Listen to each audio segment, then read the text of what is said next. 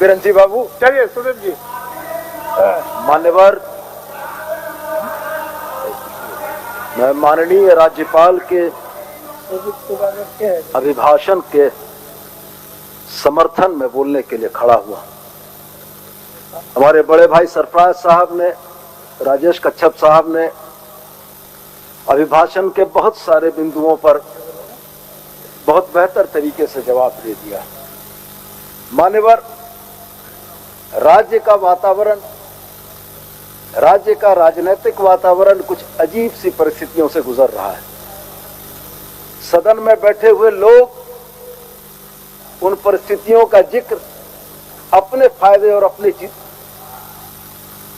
राजनीतिक हितों के लिए करते हैं। तो मान्यवर, महामहिम माननीय राज्यपाल के अभिभाषण से हटकर थोड़ी सी कुछ बातें मैं बोलना चाहता हूं, और मुझको बड़ी उम्मीद है हमारे सम्मानित विपक्ष से कि जितनी गंभीरता से और जितनी सहनशीलता से मैं आपकी बातों को सुन रहा था, आप भी उतनी ही सहनशीलता और गंभीरता अगर दिखाएंगे तो इस सदन में ऐसा आचरण प्रस्तुत होगा कि कम से कम झारखंड की जनता यह कहेगी कि झारखंड की आकांक्षाओं के केंद्र में बैठे लोग गंभीर बहसों में गंभीरता से अभिरुचि लेते हैं और भाग लेते हैं। तो मान्यवर, राज्य की यह सर्वोच्च पंचायत आज ऐसी ज्वलंत परिस्थितियों की साक्षी है मान्यवर, कि आज 21 वर्षों के बाद भी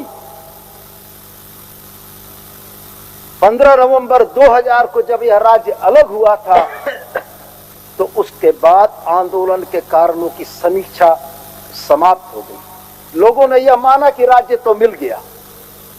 लेकिन मान्यवर, ये सामने बैठी हुई जो हमारे सम्मानित सदस्य हैं, इनमें से शायद किसी ने भी झारखंड अलग राज्य के आंदोलन में सक्रिय रूप से भाग नहीं लिया है। ये तमाम लोग झारखंड के जगह वनांचल की बात कर रहे थे और अपने घरों में बैठे हुए थे मान्यवर, और हम लोग सड़कों पर लाठियां खा रहे थे। तो जरूरी इस बात का है मान्यवर कि जो मूलवासी नेता भी इस संगठन में हैं, आदरणीय बड़े भाई नीलकंठ सिंह मुंडा, जब झारखंडियों के साथ ये दुर्व्यवहार और दुर्दशा देखते हैं तो मन कचोट कर रह जाता होगा। लेकिन पार्टी के एजेंडे से बंधे हमारे बड़े भाई मुंह से एक शब्द नहीं निकाल पाते हैं। मान्यवर, उन कारणों के तरफ जाने की जरूरत है।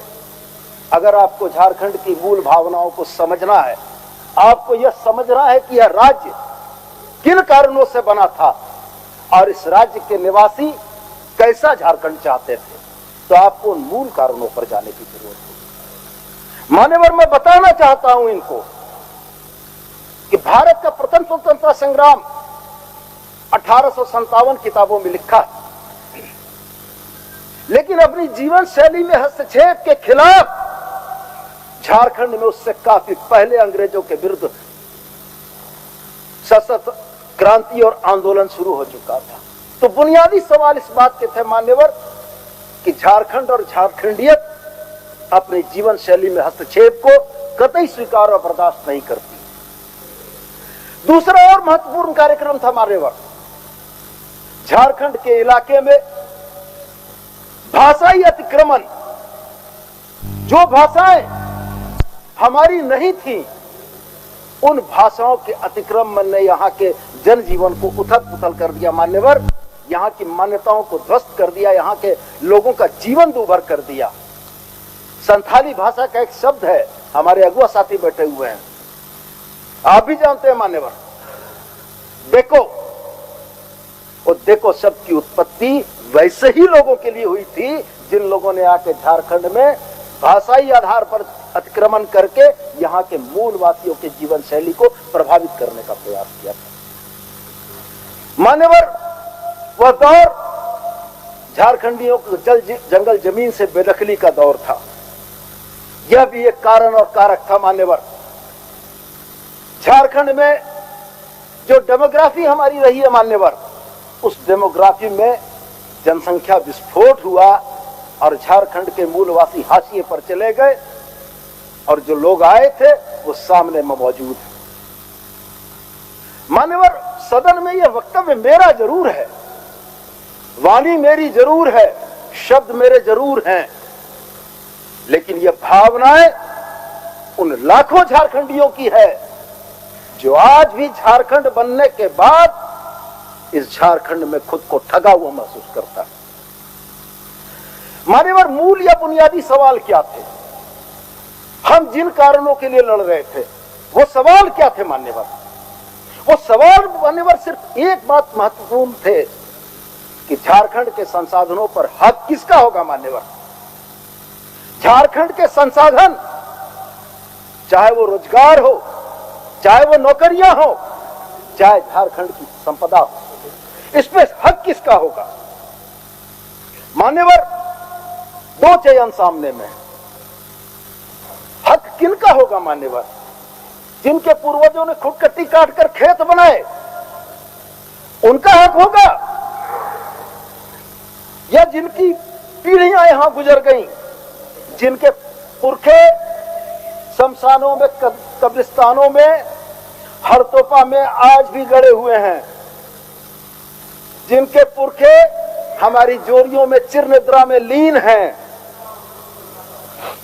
जिनके सपने, खेत, घर और पूरी दुनिया यहीं से शुरू होकर यहीं खत्म होती है मान्यवर, जिनका सिरा पिंडा गोसाई जिसके घर में है, या मान्यवर उनका जो 10, 20, 30 साल पहले रोजगार, ठेकेदारी और नौकरी के लिए झारखंड आए थे, आज परिस्थितियां उनके लिए हैं कि झारखंड आके भी झारखंड के रीति रिवाजों को मन से स्वीकार नहीं कर सके। आज भी मान्यवर झारखंड में बने हुए घर को डेरा बोलते हैं, और जब बात आती है घर की तो अपने मूल राज्य के स्थान को बोलते हैं घरे जाता नहीं। क्या राज्य उनके लिए बना था मान्यवर? ये महत्वपूर्ण सवाल है और इसका जवाब उनको खोजना होगा। मान्यवर, संघर्ष तो बहुत लंबा था। हमारे अगुआ साथी बैठे हुए हैं, चंपैदा हैं, स्टीफेनदा हैं, नलिन बाबू हैं, ये लोग बड़े लंबे समय से अलग राज्य का संघर्ष कर रहे थे मान्यवर, लेकिन हमारे जैसे लोग भी मान्यवर कॉलेज से निकलकर 88-89 के दौर में जब अलग राज्य के आंदोलन में कूदे थे तो मान्यवर जाति धर्म का सवाल नहीं था, ऊंच नीच की भावना नहीं थी।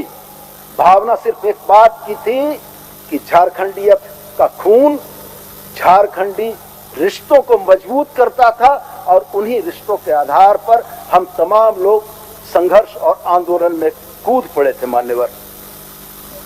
मान्यवर, आज आप भी सदन के सर्वोच्च पद पर आसीन हैं, लेकिन मुझको भी याद है कि आंदोलन के दौर में संथाल परगना में मुक्ति मोर्चा के अलग राज्य के आंदोलन का आपने भी नेतृत्व किया था।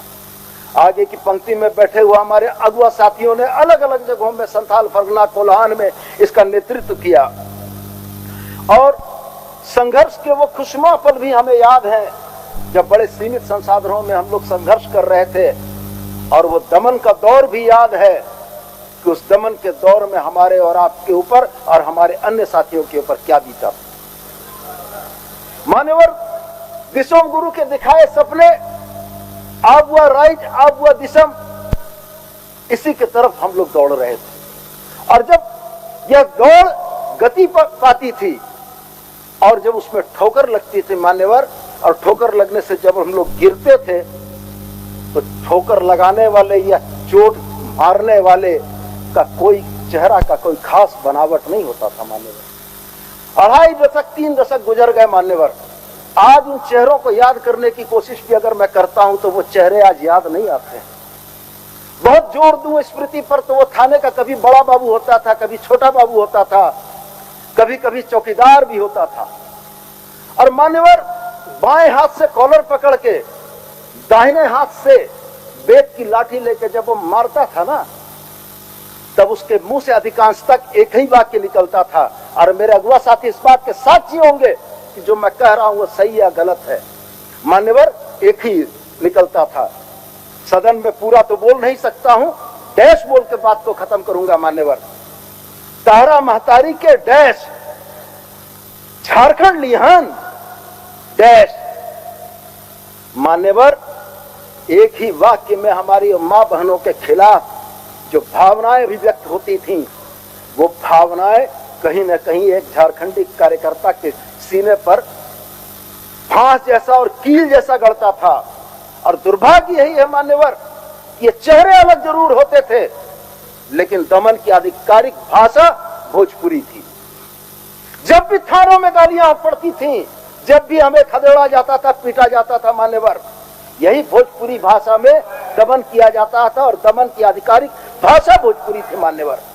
मैं यही याद दिलाना चाहता हूं, क्योंकि सम्मानित विपक्ष के लोगों ने इन परिस्थितियों को कभी भी महसूस नहीं किया है, लेकिन एक राजनीतिक कार्यकर्ता जिसने अलग राज्य की लड़ाई में संघर्ष किया है, उसको ये बातें भली भांति याद है मान्यवर।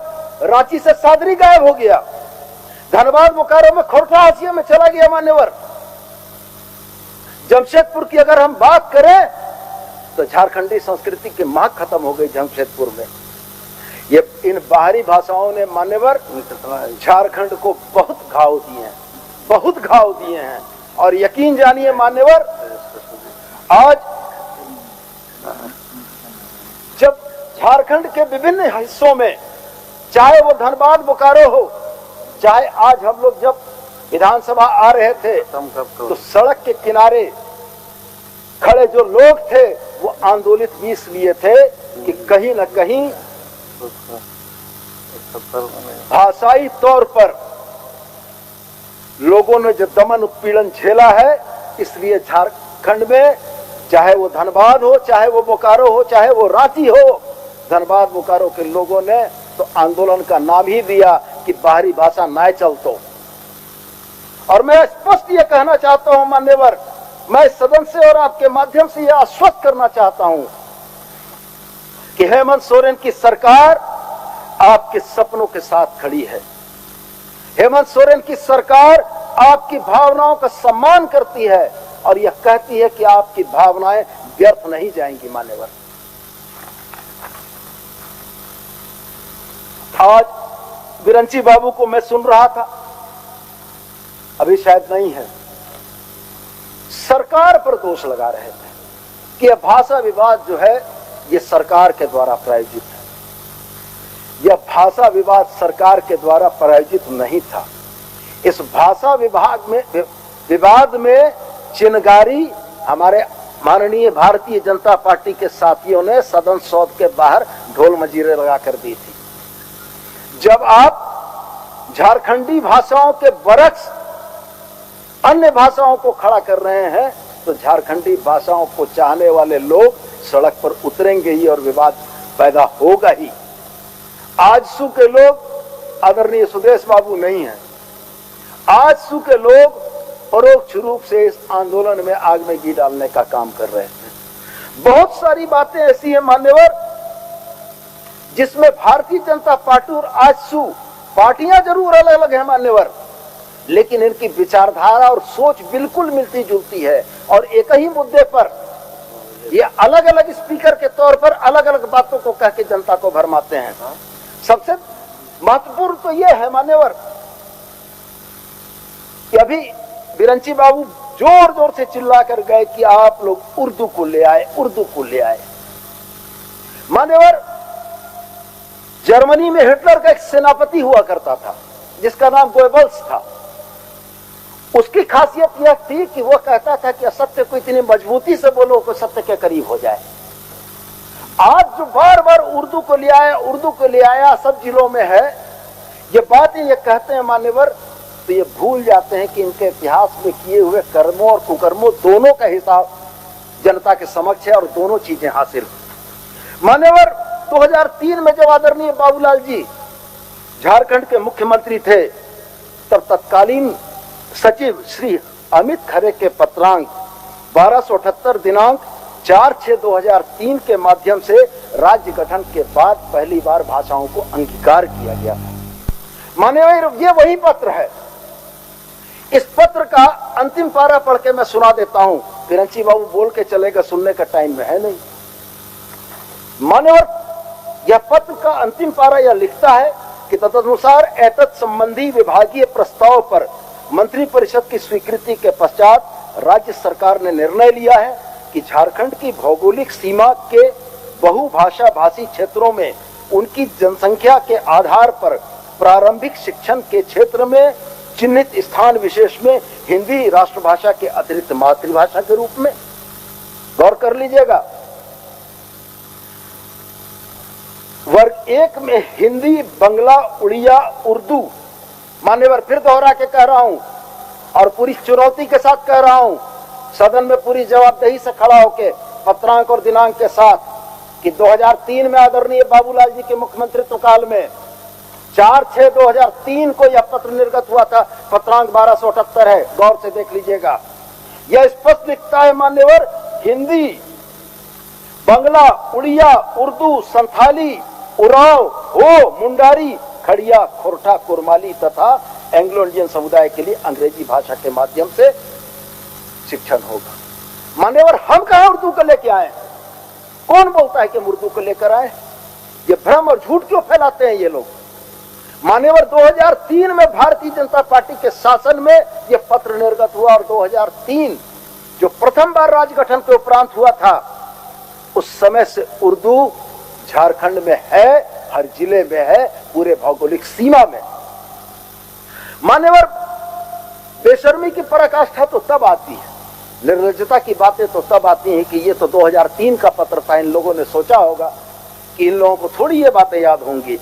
मान्यवर 2018 में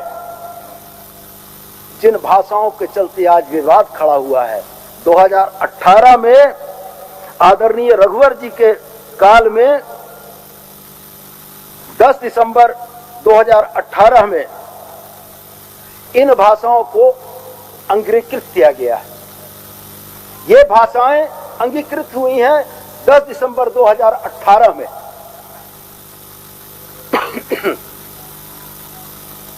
इसका अंतिम पारा सिर्फ यही पढ़ के सुना देता हूं मान्यवर। बिहार राजभाषा अधिनियम 1950 यथा अंगीभूत की धारा 3 के उपधारा 3 क में निम्नलिखित रूप से प्रतिस्थापित की जाएगी। अन्य द्वितीय राजभाषा राज्य सरकार समय समय पर राजपत्र में अधिसूचना प्रकाशित कर निर्देश देगी कि उक्त अधिसूचना में निर्दिष्ट क्षेत्रों में निर्धारित अवधि के लिए राज्य के भाषा भाषियों के हित में मगही, भोजपुरी, मैथिली तथा अंगिका और साथ में एक भाषा को और जोड़ा गया, भूमिज, तथा द्वितीय प्रयोजनार्थ द्वितीय राजभाषा उर्दू, संथाली, मुंडारी, हो, उड़िया, खड़िया, कुड़ुक, कुरमाली, खोरठा, नागपुरी, पंचपरगनिया, बंगला, उड़िया के अतिरिक्त प्रयोग की जाएगी। कौन घुसाया? हमने तो नहीं किया। आप हिटलर के सेनापति के उसूलों पर चलते हैं कि असत्य को इतनी मजबूती से बोलो कि जनता ये कहने लगे कि हेमंत सोरेन ने आकर उर्दू को दे दिया। और उर्दू आपका निशाना थोड़ी है, आपका निशाना तो उर्दू के बहाने अपनी राजनीति को साधने का है। आप तो उर्दू के बहाने राजनीति साधने आए हैं। आपको झारखंड के हितों से अगर जरा भी लेना देना होता तो आप इन पत्रों का हवाला भी याद कर लेते कि आप ही की सरकार, आप ही के कार्यकाल का दिया हुआ है। मान्यवर बार बार उर्दू का नाम लाने का कारण सिर्फ एक है कि एक डिसाइसिव पॉलिटिक्स करना चाहते हैं, ये बांटो और राज करो की नीति करना चाहते हैं। बहुसंख्यक समाज में हमारे हेमंत सोरेन की सरकार जो समाज के सभी वर्गों को लेकर साथ चलती है, उसकी एक खास छवि का निर्माण करना चाहते हैं। मान्यवर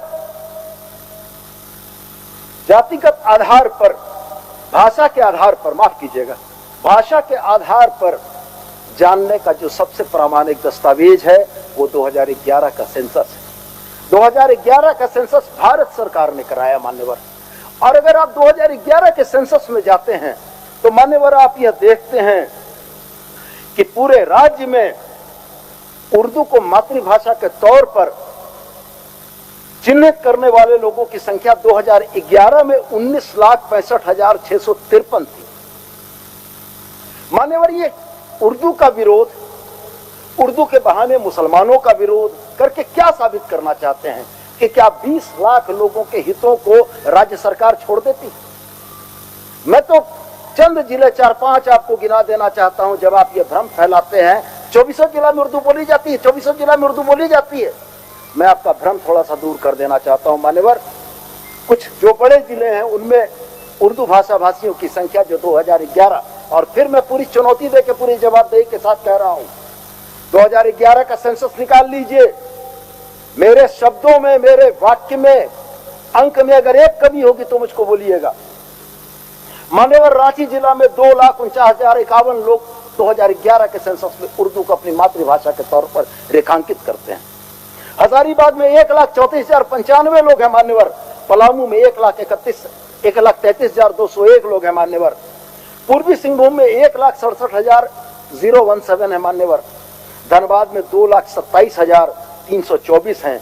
गिरिडीह जहां से मैं आता हूं मान्यवर, वहां 1,82,651 लोग। ये उर्दू भाषा भाषियों की संख्या है मान्यवर। उर्दू से इन्हें तकलीफ नहीं है, तकलीफ इनको हेमंत सोरेन की सरकार से है कि हेमंत सोरेन की सरकार ने एक समावेशी राजनीति का मॉडल प्रस्तुत किया है जिसमें राज्य के तमाम मूलवासी हैं। तकलीफ इनसे है, उसका एक हिस्सा, एक कोना तोड़ने का प्रयास है मान्यवर। अपने राजनीतिक है एजेंडे में भारतीय जनता पार्टी के लोग और उनका साथ देने के लिए आजसू के लोग सरकार को कमजोर या सरकार की छवि खराब करने का प्रयास कर रहे हैं मान्यवर। बहुत भाषा विवाद से लेकर तमाम चीजें चली। जेएसएससी की नियमावली जो सिर्फ तृतीय और चतुर्थ वर्ग के कर्मचारियों के लिए बनाई गई, उस नियमावली में विवाद खड़ा कराया गया। उस नियमावली के बारे में सारा भ्रम फैलाया गया मान्यवर। कोई राज्य अगर चपरासी और किरानी की नौकरी अपने लोगों को देना चाहता है तो इनको क्यों परेशानी, ये क्यों परेशान है कि पड़ोसी राज्य वालों का रास्ता रुक रहा है, इसलिए इस नीति का विरोध करो। इस नीति में जो अच्छी बातें हैं उन अच्छी बातों को गौन कर दो, और जो बातें भ्रम के तौर पर प्रचारित की जा सकती है उसमें लोगों बार बार मान्यवर एक ही सवाल, हिंदी को हटा दिया, उर्दू को ला दिया। अरे दुर्भाग्य इस बात का है कि जब आप असत्य बोलते हैं और खास करके सदन में बोलते हैं तब तो एक जवाबदेही और गरिमा का भी अनुपालन आपसे करना बनता है मान्यवर। 3 प्रश्न पत्र हैं जेएसएससी के परीक्षा के लिए। पहला प्रश्न पत्र जो है वो अंग्रेजी और हिंदी भाषा का है, जिसमें 30% पास मार्क्स लाना होगा और ये क्वालिफाइंग है। मैंने तात्पर्य कहने का यह मान्यवर कि मैं अगर खोरठा भाषा भाषी हूं तो मुझको खोरठा भाषा भाषा में भी अंक लेने के लिए प्रथम पत्र में 30% अंक लाने होंगे, और प्रथम जो क्वालिफाइंग सब्जेक्ट है वो हिंदी और अंग्रेजी है। द्वितीय में हम लोगों ने मान्यवर 5 जनजातीय, 4 क्षेत्रीय और बंगला, उर्दू और उड़िया को रखा है। तृतीय जो है वो सामान्य ज्ञान की परीक्षा का है। तो क्वालिफाइंग में जब तक हिंदी और अंग्रेजी में पास मार्क्स नहीं मिलेगा, द्वितीय भाषाओं के प्रश्न के उत्तर पुस्तिका नहीं खुलेगी। कौन कहता है मान्यवर हम लोगों ने हिंदी को हटा दिया? हम लोगों ने हिंदी को मुख्य द्वार पर रखा है कि क्वालिफाइंग सब्जेक्ट है। अगर आप हिंदी अंग्रेजी नहीं जानते हो तो आपके लिए झारखंड में नौकरियों के द्वार बंद। ये तमाम प्रयास मान्यवर सिर्फ इसी बात के लिए हो रहा है कि हम लोगों ने किसी भी भाषा की कोई उपेक्षा नहीं की।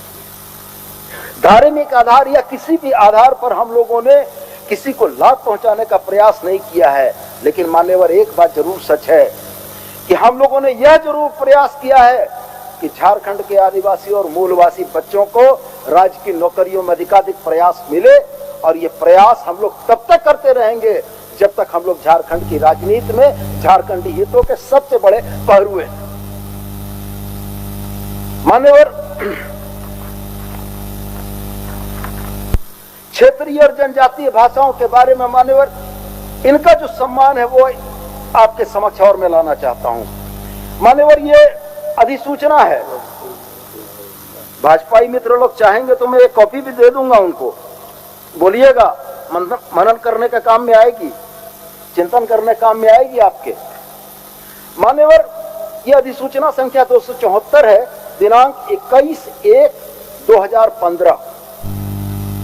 इसमें हमारी क्षेत्रीय भाषाओं का और हमारी जनजातीय भाषाओं का जो सम्मान भारतीय जनता पार्टी ने किया है वो देखने और काबिले गौर करने के लायक है मान्यवर। यह गृह विभाग के द्वारा निकला हुआ पत्र है मान्यवर, 21/10/2015, पत्रांक मैंने आपको 274 बताया। इसमें यह अधिसूचना यह कहती है कि क्षेत्रीय और जनजातीय भाषाओं में 0 से 30% जो अंक लाएगा उसकी मेधा सूची में 0 जुटेगा। हमारी क्षेत्रीय और जनजातीय भाषा है मान्यवर, हमारी मातृभाषा, उसमें 0 से 30% हम लाएंगे तो मेधा सूची में 0 जुटेगा। और अगर हम 100% ले आएंगे तो कुल 7 अंक जुटेंगे मान्यवर।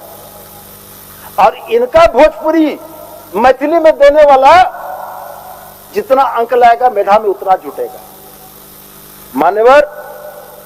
आपके माध्यम से मैं इनको बताना चाहता हूं, हमारी भाषाएं हमारा अभिमान है। हमारी भाषाओं को जिस तरीके से, हमारी भाषाई निपुणता को जिस तरीके से आपने अपने पैरों के तले रौंदा है ना, झारखंडी जनता भी देख रही है। और जितनी बातें नहीं याद है वो याद दिलाने के लिए हम लोग हैं कि आपने कब कब कौन कौन सी अधिसूचनाएं, कब कब कौन कौन से नियम कायदे कानून बनाकर झारखंडी बाल बच्चों को नौकरियां मिलने में सबसे बड़ा रोड़ा अटकाया है। चलाना चाहता हूं मान्यवर, ये अधिसूचना है। भाजपाई मित्र लोग चाहेंगे तो मैं एक कॉपी भी दे दूंगा उनको, बोलिएगा, मनन करने का काम में आएगी, चिंतन करने काम में आएगी आपके मान्यवर। यह अधिसूचना संख्या 274 है, दिनांक 21/1/2015। इसमें हमारी क्षेत्रीय भाषाओं का और हमारी जनजातीय भाषाओं का जो सम्मान भारतीय जनता पार्टी ने किया है वो देखने और काबिले गौर करने के लायक है मान्यवर। यह गृह विभाग के द्वारा निकला हुआ पत्र है मान्यवर, 21/10/2015, पत्रांक मैंने आपको 274 बताया। इसमें यह अधिसूचना यह कहती है कि क्षेत्रीय और जनजातीय भाषाओं में 0 से 30% जो अंक लाएगा उसकी मेधा सूची में 0 जुटेगा। हमारी क्षेत्रीय और जनजातीय भाषा है मान्यवर, हमारी मातृभाषा, उसमें 0 से 30% हम लाएंगे तो मेधा सूची में 0 जुटेगा। और अगर हम 100% ले आएंगे तो कुल 7 अंक जुटेंगे मान्यवर। और इनका भोजपुरी मैथिली में देने वाला जितना अंक लाएगा मेधा में उतना जुटेगा मान्यवर। आपके माध्यम से मैं इनको बताना चाहता हूं, हमारी भाषाएं हमारा अभिमान है। हमारी भाषाओं को जिस तरीके से, हमारी भाषाई निपुणता को जिस तरीके से आपने अपने पैरों के तले रौंदा है ना, झारखंडी जनता भी देख रही है। और जितनी बातें नहीं याद है वो याद दिलाने के लिए हम लोग हैं कि आपने कब कब कौन कौन सी अधिसूचनाएं, कब कब कौन कौन से नियम कायदे कानून बनाकर झारखंडी बाल बच्चों को नौकरियां मिलने में सबसे बड़ा रोड़ा अटकाया है मान्यवर। गत दिनों एक बड़ी दुर्भाग्यपूर्ण घटना का साक्षी राज्य हुआ। 6 फरवरी को बरही में एक दुर्भाग्यपूर्ण घटना घटी मान्यवर। एक 17 वर्षीय किशोर रूपेश पांडे की निर्मम हत्या कर दी गई। इस दुर्भाग्यपूर्ण घटना से मान्यवर पूरा राज्य मर्माहत था, तमाम राजनीतिक दल मर्माहत थे, तमाम राजनीतिक कार्यकर्ता मर्माहत थे। 17 साल की उस किशोर का चेहरा जब आंखों के सामने से गुजरता था तो ये लगता था कि कितनी दुर्भाग्यपूर्ण घटना घट गई मान्यवर।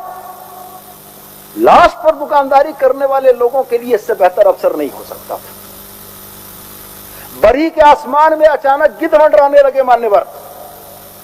लगातार राजनीतिक गिद्धों ने कोई मौका नहीं छोड़ा मान्यवर। परिस्थितियां ये थी मान्यवर कि बरही से जीटी रोड के तरफ जाने वाली गाड़ियों का काफिला मान्यवर, बरही के तरफ से नई कार के तरफ जाने वाली गाड़ियों का जो रेला था, उस रेले ने ये दिखा दिया कि परिस्थितियां क्या हैं। और इन्हें क्या लग रहा था मान्यवर कि बिल्ली के भाग से छीका टूट गया। पूरे प्रदेश में सांप्रदायिक तनाव भड़काने की कोशिश की गई मान्यवर।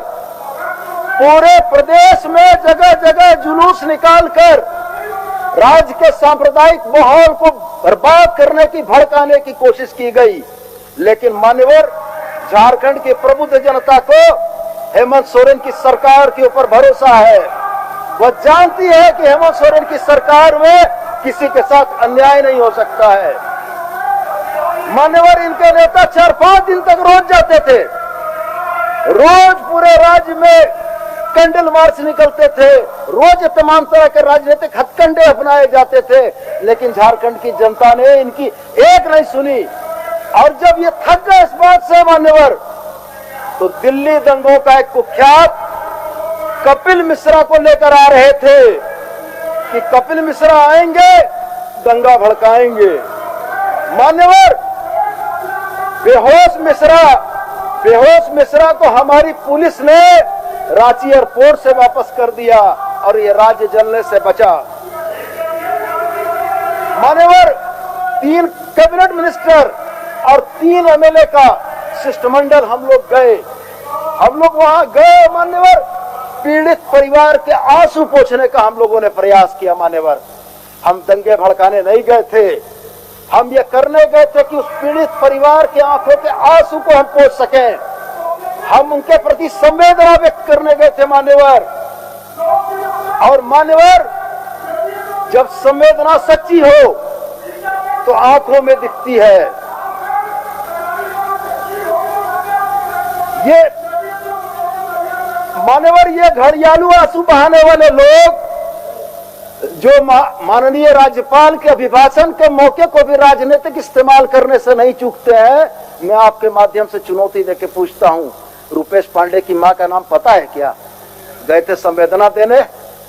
मान्यवर, पिछली विधानसभा में हम लोगों ने इसी तरीके के मामलों को निपटाने के लिए मॉब लिंचिंग रोकथाम विधेयक 2011 लाए थे। यह कानून किसी धर्म, जाति और के विरुद्ध नहीं था मान्यवर। यह कानून उन लोगों के विरुद्ध था जो कानून हाथ में लेते हैं और उनके विरुद्ध कठोरतम दंड का प्रावधान था। बहुमत की ताकत से मान्यवर, यह सदन साक्षी है, आपका आसन साक्षी है कि इसी सदन में इस मॉब लिंचिंग कानून का विरोध सर्वाधिक अगर किसी ने किया तो भारतीय जनता पार्टी के साथियों ने किया। हमारी बहुमत ने, सरकार की बहुमत ने मॉब लिंचिंग कानून को यहां से पारित करके बिल बनाने के लिए भेजा। मान्यवर, इनको डर किस बात का था जो ये विरोध कर रहे थे? इनको डर शायद इस बात का था कि वो गुंडे जो इनके इशारे पर ऐसी घटनाओं को अंजाम देते हैं राज्य में, वो इस कानून बनने के बाद उस कानून के दायरे में आ जाते, इसलिए सर्वाधिक विरोध कर रहे थे मान्यवर। विधानसभा में बिल पारित होकर चला गया माननीय राज्यपाल के पास, अभी तक लौट कर नहीं आया मान्यवर। कल तारीख याद है, अभी बताता हूं मान्यवर, कल 2 घंटे के लिए गए राजभवन। पूरा विधायक दल, पूरा सांसद, पूरी झारखंड भाजपा। मुद्दा मरांडी जी का प्रतिपक्ष का नेता होना था। जिस रुपेश पांडे की हत्या पर यह घड़ियालू आंसू बहा रहे थे, जाकर मान्यवर इन्होंने महामहिम को नहीं कहा कि मॉब लिंचिंग वाला बिल पारित कर दीजिए, कल कोई दूसरा रुपेश पांडे ना हो जाए। यह तो इनकी स्थिति है मान्यवर,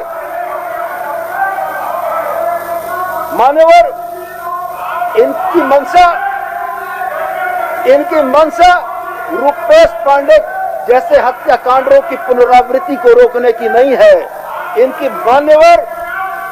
इनकी इच्छा सिर्फ और सिर्फ राजनीतिक लाभ लेने की है। मान्यवर, आज रुपेश पांडे के परिजन, अरे अपना समय में बोलिएगा ना, अभी रिकॉर्डों में नहीं जाएगा, क्या फायदा होगा बोल के चिल्ला गला बैठा रहे, अपना टाइम में बोलिए। मान्यवर, आज रूपेश पांडे के परिजन माननीय मुख्यमंत्री से मिलने के लिए आए। उन्होंने अपनी पीड़ा से माननीय मुख्यमंत्री को अवगत कराया और माननीय मुख्यमंत्री से न्याय की मांग की। माननीय मुख्यमंत्री ने उनको आश्वस्त किया। माननीय मुख्यमंत्री ने रूपेश पांडे के परिजनों को, उनके पिता सिकंदर को, उनकी माता उर्मिला को आश्वस्त किया कि चलते सत्र में ही, चलते सदन में मान्यवर उनकी समस्याओं का समाधान करने का प्रयास होगा। मान्यवर ये क्या बोलेंगे? ये खाली हल्ला करके सदन का ध्यान भटकाना जानते हैं मान्यवर। ये क्या बोलेंगे? झारखंड राज्य के इतिहास का सबसे काला दिन भी मान्यवर इन्हीं का था।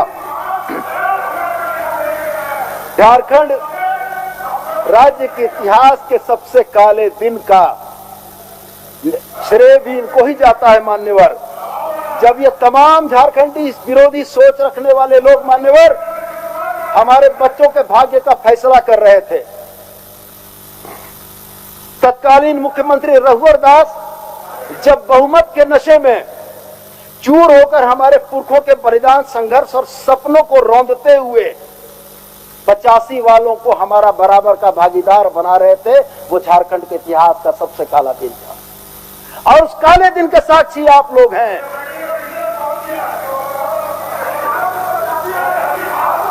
एक खतियानी जोहार बोलते हैं मान्यवर और खुटकट्टी करने वाले लोग और 85 के आए हुए लोगों को बराबर का हिस्सा देते हैं। जिनके 400 साल गुजर गए और जो 15 साल पहले आया, इनके नजर में भैया वो तो वोट बैंक है, वोटवा तो इन्हीं को देता है सर, तो बचाएंगे तो यही ना। मान्यवर आजसू के बारे में तो मैंने पहले ही कहा, नहीं है सदन में सुदेश बाबू, तो उनके लिए भी कुछ विशेष था। आजसू भी भाजपा की बी टीम है मान्यवर, नाम ऑल झारखंड स्टूडेंट पार्टी है, स्टूडेंट यूनियन पार्टी है मान्यवर, लेकिन इसमें झारखंड शब्द की भावना, झारखंड शब्द के प्रति दर्द, झारखंड शब्द के प्रति जरा सी सहानुभूति नहीं है मान्यवर। ये हर उस काले काम में पिछली सरकार में भाजपा के साथ रहे हैं जो झारखंडियों के खिलाफ था। झारखंडियों के खिलाफ हर कानून में ये साथ रहे हैं मान्यवर। आज बड़ी बड़ी बातें बोलते हैं सुदेश बाबू, 27% आरक्षण की, पिछड़ों की। जिस कैबिनेट में 27% आरक्षण वापस हुआ था, उस कैबिनेट के सदस्य थे सुदेश बाबू। जब उस समय उनको पिछड़ों की याद नहीं आई, अभी बड़ी सौम्यता की प्रतिमूर्ति बनकर जब बोलते हैं तो हमें बड़ा खराब लगता है मान्यवर। और परिस्थिति क्या बनी कि पिछले सरकार के 28 विधायकों ने रघुवर दास की 85 की स्थानीयता नीति का परसेप्शन नैरेटिव बनाने के टूल के तौर पर एक पत्र लिखकर भेजा था मान्यवर। वो पत्र भी मेरे पास मौजूद है। इस पत्र में 28 लोगों ने हस्ताक्षर किए मान्यवर, और झारखंडी अस्मिता की मार देखिए मान्यवर। झारखंड के 28 लोगों ने हस्ताक्षर किए थे मान्यवर 85 की स्थानीयता के समर्थन में, और झारखंडी चेतना की मार देखिए मान्यवर। उन 28 में से खाली 6 लौट कर आए, 22 गायब हो गए मान्यवर। झारखंडी भावना के विरुद्ध जाने वालों को झारखंडी जनता ने जवाब दे दिया। 85 की स्थानीयता बनाने वाले लोग, एक मिनट क्या व्यवस्था है? मैं अपने समय में बोल रहा हूं, वो अपने समय में बोलने को स्वतंत्र है मान्यवर। राजनीतिक अवसरवादिता का जो उदाहरण भारतीय जनता पार्टी के पिछलग्गू होकर आजसू ने किया है, ये निश्चित रूप से झारखंड के इतिहास में याद रखा जाएगा मान्यवर। बहुजन समाज में भारत का संविधान नौकरियों में आरक्षण देता है। इस बहुजन समाज जिसमें हरिजन, आदिवासी और पिछड़े आते हैं, और वो संविधान जो बाबा साहब अम्बेडकर ने बनाया, हमारे बाबा साहब अम्बेडकर के बनाए गए उस संविधान के प्रावधानों का उल्लंघन भी अगर किसी की सरकार में हुआ मान्यवर, तो वो इनकी ही सरकार थी।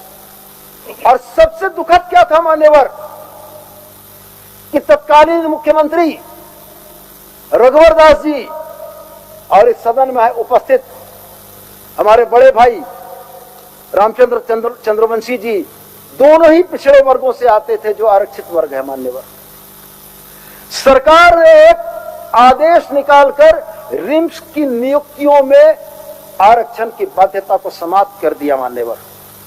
इस बात की भनक और चर्चा कहीं नहीं हुई मान्यवर। वॉक इन इंटरव्यू का प्रावधान कर दिया गया और वॉक इन इंटरव्यू के प्रावधान में अनारक्षित कोटे के पद तो भर गए, अनारक्षित कोटे का पद वैसे ही खाली रहा। और कहीं ना कहीं मंशा मान्यवर इसी बात की थी कि रिम्स को एक लिटमस टेस्ट के तौर पर इन लोगों ने किया। और बताइए, जो बाबा साहब के संविधान की व्यवस्थाओं को बदलने की सोच रखते हैं, उनके साथ वो झारखंडी जनता के साथ और क्या करेंगे। रघुवर सरकार ने पत्रांक है, बता दें क्या, खोजने में सहूलियत होगी।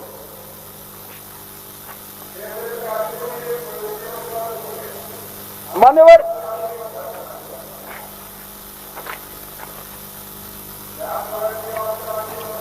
झारखंड राज्य की भाषा, संस्कृति और पहचान बदलने का हमारे भाजपाई मित्रों को हमेशा से बड़ा शौक रहा है और ये लगातार प्रयास भी करते रहे हैं।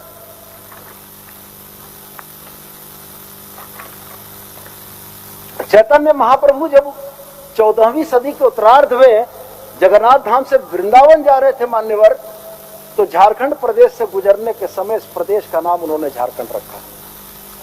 इनको वो भी नहीं बर्दाश्त हुआ, झारखंड का नाम बदल के वनांचल कर दो। अरे भैया, गजब स्थिति है।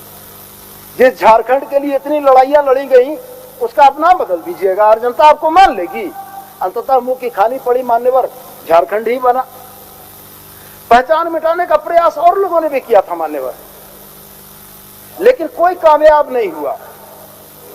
आज स्थिति क्या है मान्यवर, वैसे लोग जिनको न झारखंड का बाल बच्चा जानता है, न झारखंड के इतिहास से, न झारखंड के भूगोल में कोई योगदान है, वैसे लोगों को लाकर दिखाते हैं।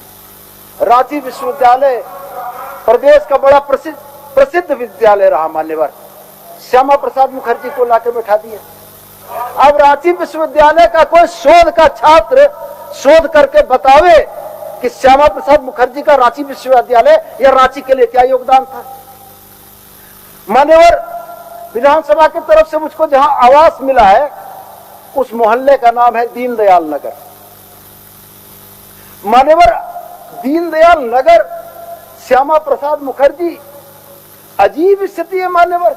मुझको तो ऐसा लगता है कि इन महानुभावों के चरण रज झारखंड में नहीं पड़े होंगे, मैंने कभी चलकर नहीं आए होंगे मान्यवर। और उनके नाम पर विश्वविद्यालय, उनके नाम पर नगर, अजब कहानी है मान्यवर। मान्यवर, ये किसी भी इलाके के समृद्ध इतिहास को मिटाकर अपना नाम लिखने की कोशिश करते हैं, क्योंकि इतिहास इनका नहीं है, इतिहास में इनका योगदान नहीं है मान्यवर। इसलिए उस राज्य के महापुरुषों का नाम मिटाकर अपना नाम लिखने का प्रयास करते हैं। लेकिन हेमंत सोरेन की सरकार आपके इन प्रयासों को कतई सफल नहीं होने देगी मान्यवर। राज्य सरकार ने जो भी योजनाएं बनाई, राज्य सरकार ने जो भी योजनाएं चलाई, उन तमाम योजनाओं में झारखंड के सपूतों के नाम को डाला गया है मान्यवर। फूलो झानो आशीर्वाद अभियान फूलो झानो के नाम पर रखा गया है मान्यवर। बिरसा हरित ग्राम योजना भगवान बिरसा के नाम पर है।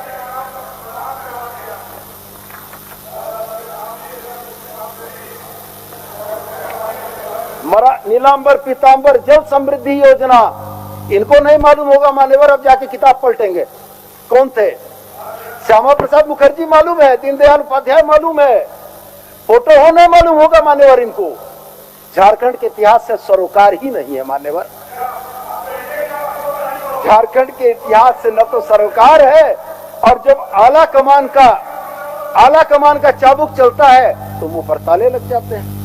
तो मान्यवर, कुल मिला जुला कर मैं यही कहूंगा कि माननीय राज्यपाल का अभिभाषण वह दस्तावेज है जो आने वाले दिनों में भी इस बात को साबित करेगा कि एक लोकप्रिय सरकार ने झारखंड के हितों के लिए, झारखंड के नागरिकों के लिए एक बेहतर बजट बनाकर प्रस्तुत। क्या व्यवस्था है आपका? क्या व्यवस्था है, बोलिए ना। मैं कंक्लूड कर लूं सर, उसके बाद सुन लिया जाएगा। मैं कंक्लूड कर लेता हूं सर। धन्यवाद सभापति महोदय। मेरी यही व्यवस्था है महोदय कि आसन से इस बहस में भाग लेने के लिए 2-4 घंटे निर्धारित किए गए हैं। मुझे पूर्ण विश्वास है कि सत्ताधारी दल की ओर से पूरा समय 2 घंटे का उन्हीं को दिया गया है लगता है, क्योंकि किसी प्रकार से ऐसा इसलिए बोल रहा हूं महोदय क्योंकि हम लोग को मालूम नहीं है पूरा दिया गया होगा।